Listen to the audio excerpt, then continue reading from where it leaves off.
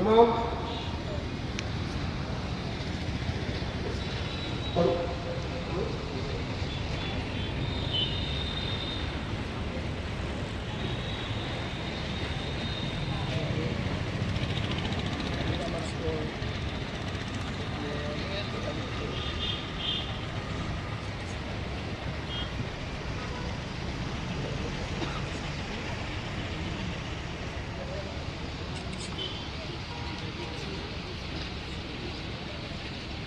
أعوذ بالله من الشيطان الرجيم بسم الله الرحمن الرحيم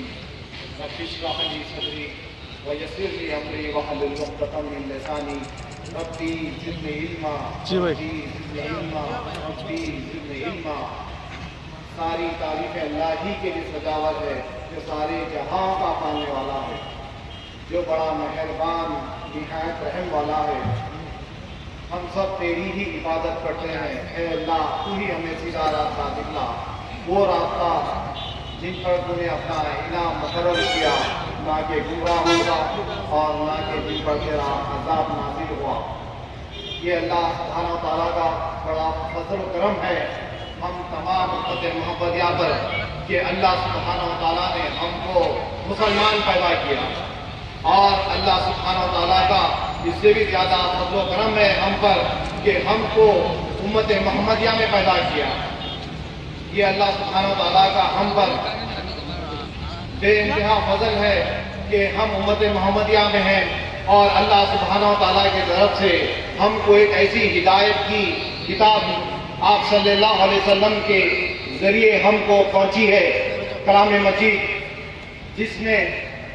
اللہ سبحانہ و تعالیٰ نے ارشاد فرماتے ہیں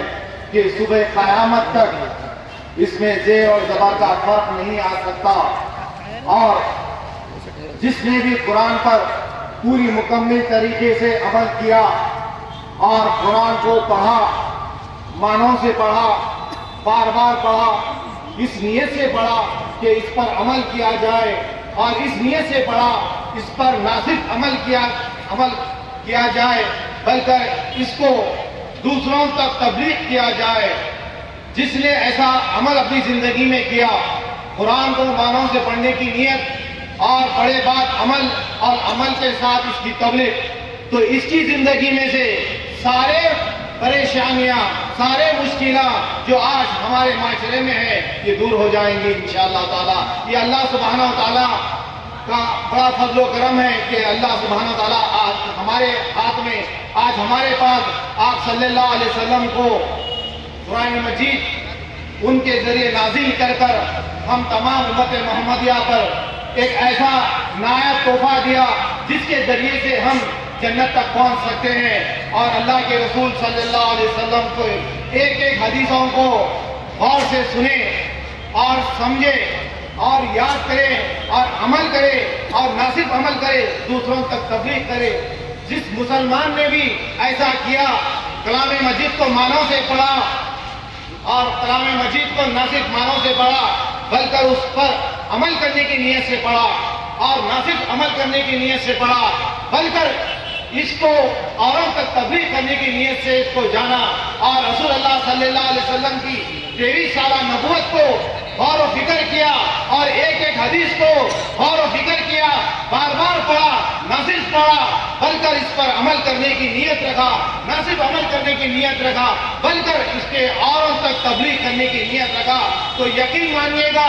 تم دنیا میں انشاءاللہ تعالی دنیا میں بھی تم کو کامیابی ملے گی، اور آخرت میں بھی تم کو کامیابی ملے گی۔ یہ اللہ کا وعدہ ہے۔ جو مسلمان گمراہ ہوتے ہیں وہ گمراہیوں کے اندھیرے سے نکل کر انہیں اللہ سبحانہ و تعالیٰ کی دین کی روشنی میں لانے والی کتاب کلام مجید ہے، اور جو گمراہ ہے وہ گمراہی سے نکل کر، جہالت کے اندر سے نکل کر اور جنت والے راستے پر چلنا چاہتے ہیں، ان کے لیے رسول اللہ صلی اللہ علیہ وسلم کی 23 سالہ نبوت ہے۔ میرے نوجوان ساتھیوں،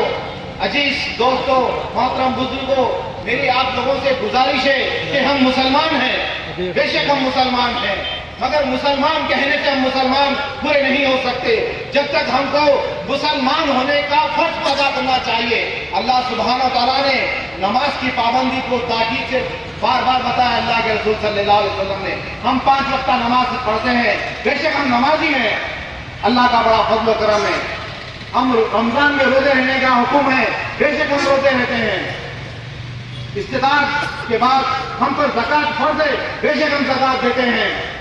اور استطاعت ہونے کے بعد ہم پر حج فرض ہے، بے شک ہم حج کرنے کا جذبہ رکھتے ہیں اور حج کیے بھی ہیں. مگر نماز، روزہ، زکوٰۃ، حج، ان کے ساتھ ساتھ ضروریات زندگی کے ایک ایک چھوٹی چھوٹی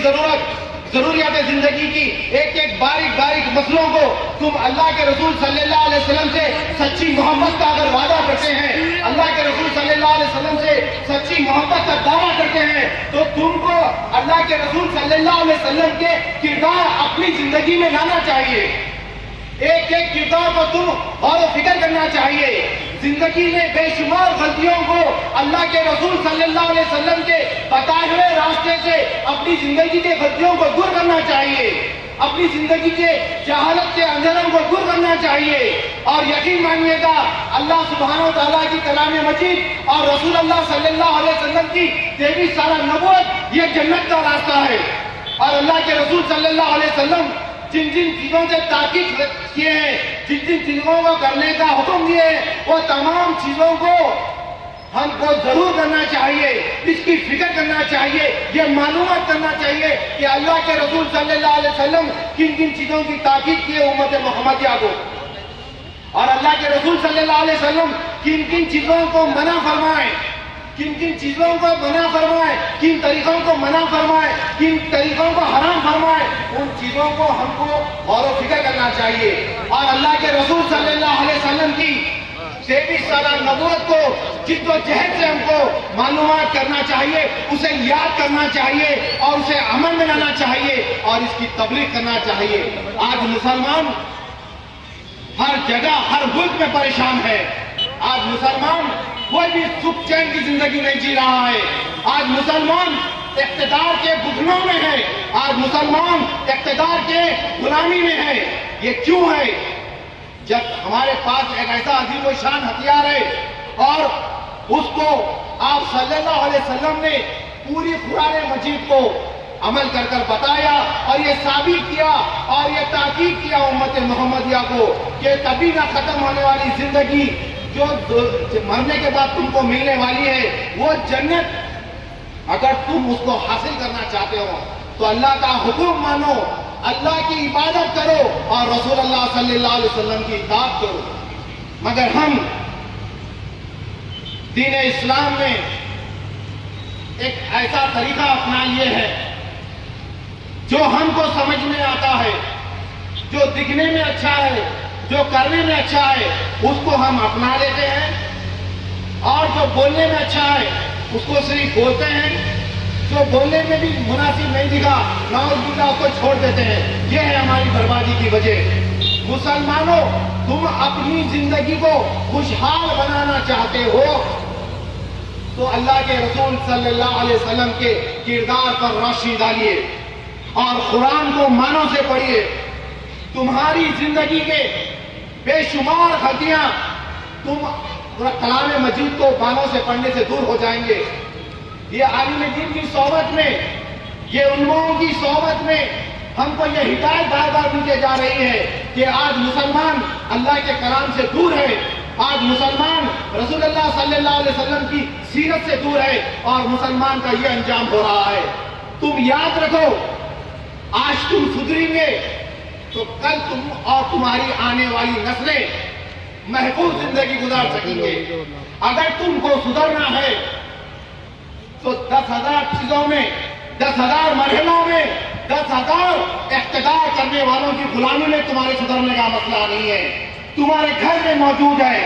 کلام مجید. اور آج افسوس سے ایک بات بتانا پڑتا ہے کہ ہمارے معاشرے میں کلام مجید کا ایک مقام ہم مقرر کر دیے.